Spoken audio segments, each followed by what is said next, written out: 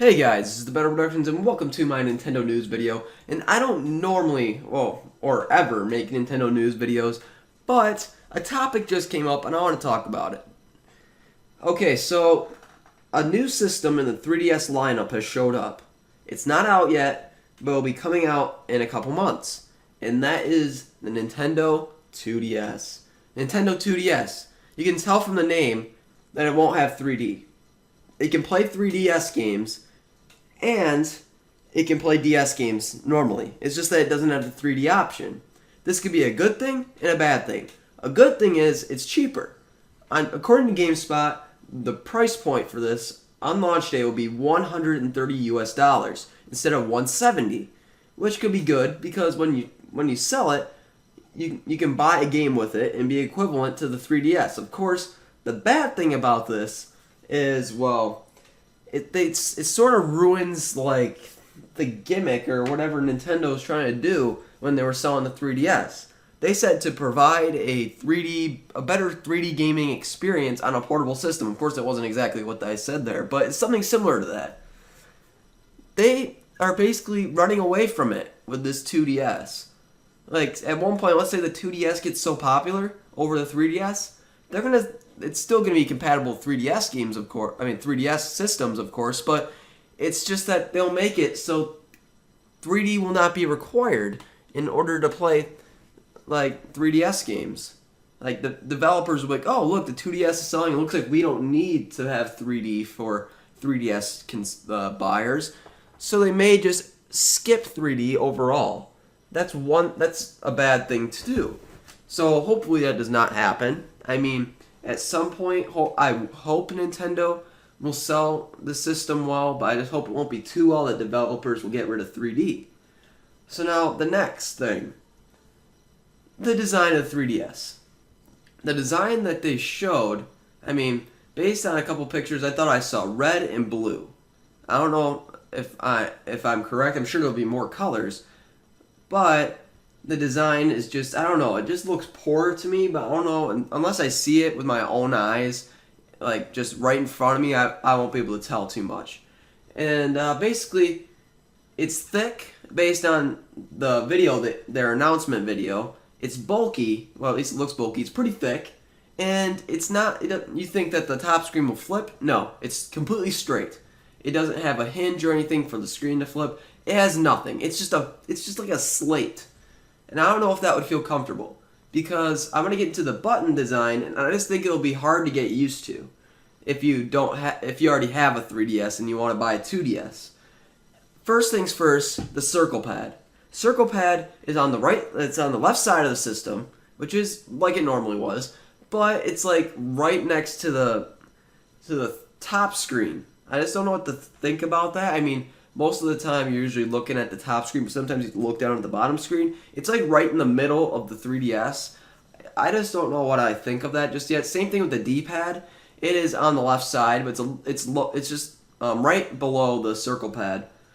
And then the face buttons, A, B, X, and Y, are across from the circle pad. And start and select are right below the face buttons. And the home button's just by itself at the bottom.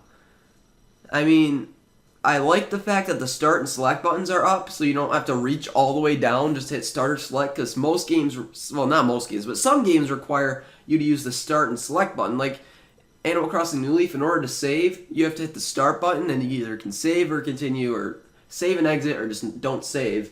And let's say your hands are on, like, right in the middle of the system, and you want to save it, you have to put your hand all the way down and press the start button. Of course, it'd be good exercise, but it's just not that convenient. So, yeah, it's a good thing they moved that up. So, now, I'm going to go over the next top. Wait, no, I forgot one thing for the buttons. They didn't show the L and R buttons, the shoulder buttons.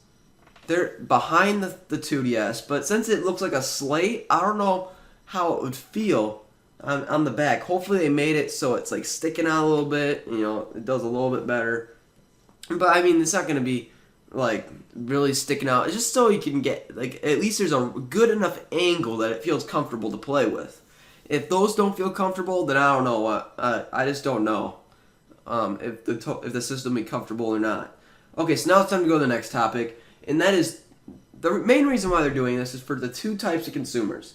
One, people that don't have the money to buy a regular 3DS for $170, they can buy, like I said earlier, they can buy a $130 system and get a game, and it'll be $170, exactly equivalent to just buying a regular 3DS, just itself. And the other type of consumer is people under the age of 6. And you're probably wondering, under the age of 6, why? Because supposedly on the back of their games and stuff, they're like, don't turn on 3D unless you're older than the age of 6. And the reason for that is they say it can experience hurt your eyes and stuff. And if they're developing their eyes at that age, it's not a good idea to have 3D. I feel like that's not right. I mean, of course they're just putting it like that, so just to make sure that people people just don't sue Nintendo because they hurt their eyes or something from playing 3D. This is their way of just restricting people under the age of 6 to 2D. Of course, you're probably thinking, that is a dumb idea, because there's a reason why there's a 3D slider on the regular 3DS. Yeah, and there's also parental controls that can just turn off the 3D altogether. But which parent is going to go on to their son or daughter's 3DS and manually turn that off? I'm sure they don't even know that's there. So I guess that's one positive thing about restricting from 3D.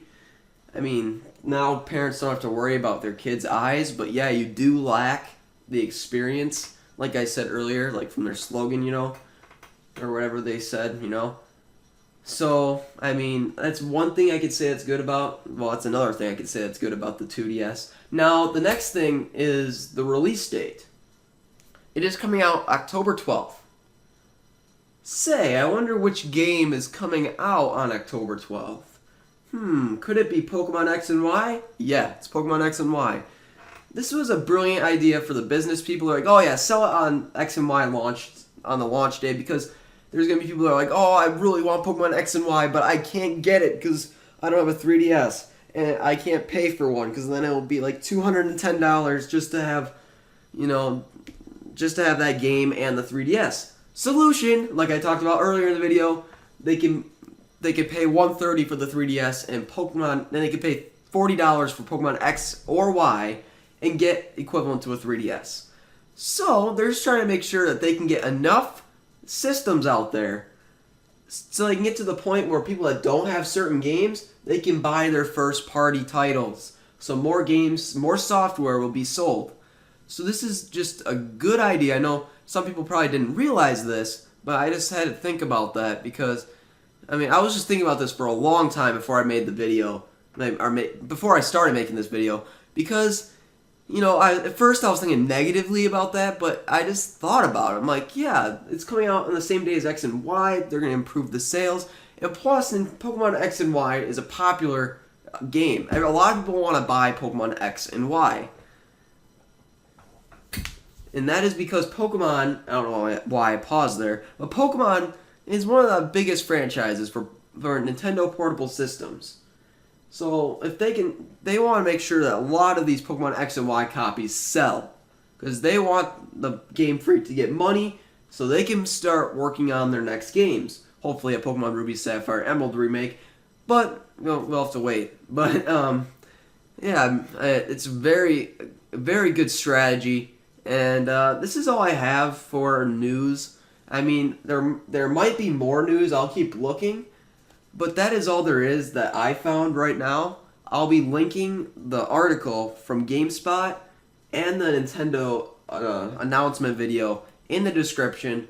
And hope you guys check those links out. And if you're new to my channel, please leave a like, favorite, comment, and subscribe. And then be sure to check out the people in my box. And see you guys next time for some Let's Plays and possibly more Pokemon news, because this was actually pretty awesome and fun. So yeah, see you guys then.